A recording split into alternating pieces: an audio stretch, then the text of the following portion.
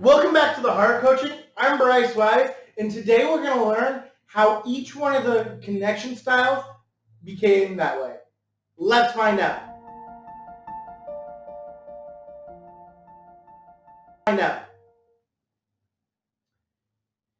There's an interesting thing that actually happens when it comes to the connection styles, because the four connection styles that are not the confident connector come from pain and trauma and different things like that. And there's a lot of reasons why people will develop their actual connection styles and how they got there. And it's so critical to learn if you want to grow and thrive and become a confident connector. It is so important for you to actually know why you struggled and why the root of why you ended up with those styles. And so today, we're going to talk about here at the Heart Coaching what we like to talk about is disconnection roots. These are the things in your life that maybe happened early on, maybe happened a little bit later, but became such a pattern that subconsciously, this is how you dealt with people. And this is how you dealt with connection in many, many different ways of your life. And so each connection style has its own disconnection root. That a lot of people, if you go down those paths and are those things, you'll usually have these disconnection roots. Yes, it may come in a different form. Yes, it may look a little differently, but the idea is the root of the problem is still similar and the same. And so the first one is the individualist connector. Now again, these are people that connect only for themselves. And the reason for this, the disconnection root of this, is they have had trauma in their life. So the individualist had trauma of some kind where they needed connection and they were met with disconnection. And that told them that it was unsafe for them to actually connect and be connected to somebody, because when they connected with somebody, they either got hurt mentally, emotionally, or physically. And so that caused them to be like, no, I'm not going to connect with people, because when I do, I get hurt mentally, emotionally, or physically. And so for that disconnection root of some sort of trauma or some sort of like thing like that, you really have to get healing from that. You have to get healing from those traumas, and you have to be able to build empathy. And that helps the individualist connector grow so much. The next one is the awkward connector. And the awkward connector, again, is those people that don't understand social cues, don't understand what's really going on, and really just try and push their way into connection. And where this comes from, the disconnection root of the awkward connector is actually being like judged against, or kind of the idea of like, what I do is not good enough, or what they do is not good enough. And the idea comes from, at some point in their life, they had, when they were met with connection, they were judged based on that connection. They were criticized for that connection. They were wanting to make sure, they were compared to somebody else. And so the disconnection root really is being overlooked, being compared to it. And that makes them push in harder to try and prove that they are worthy, and try and prove that they have value, and try and prove that they're good people to connect with. And so when the insecure connector gets those kind of things in their life, they really just push through it. And so the reason that they're awkward and weird and don't understand social cues is they're trying to prove themselves, and they're trying to prove that they have value, and prove that they actually have value, and that they are important for connecting. And so they really need to understand their self-worth.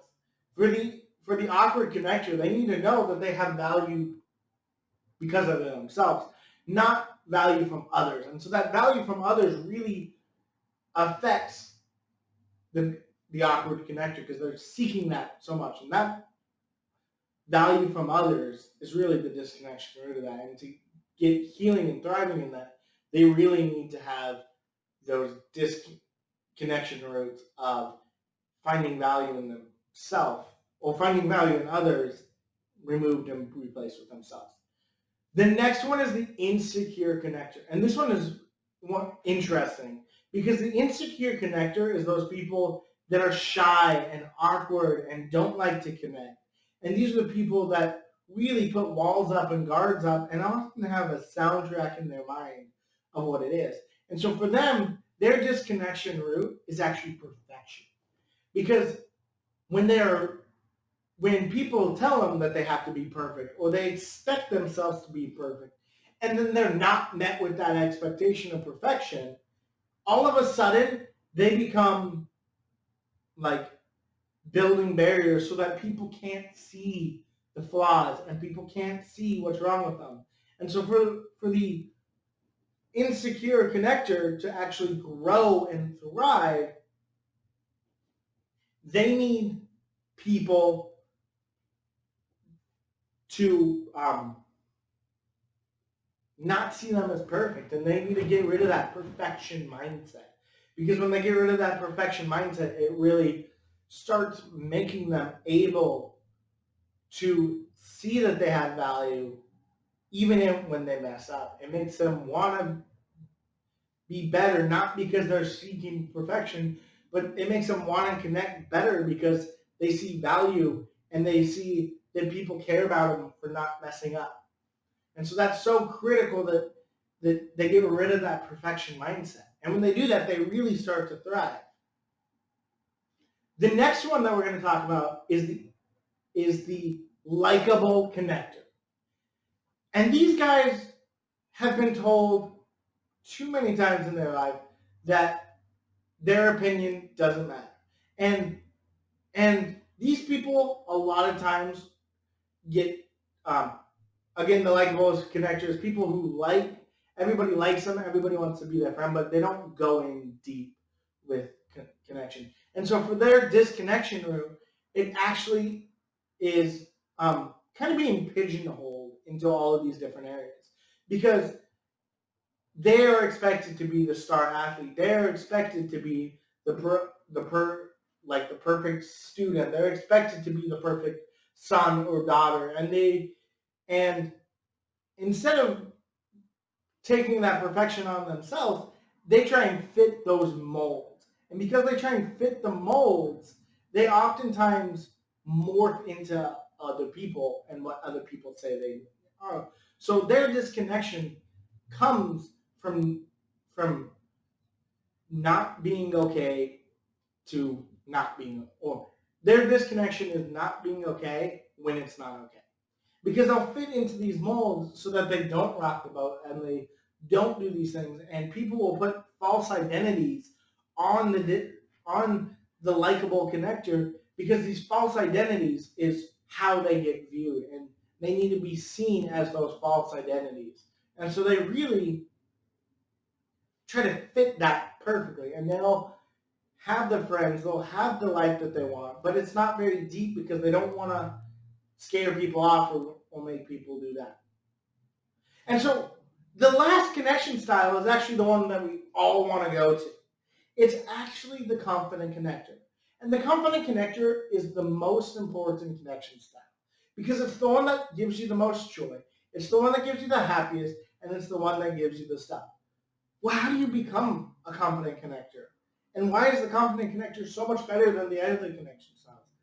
Well, it actually comes down to this. The confident connector has gotten rid of their disconnection roots. And what do I mean by this?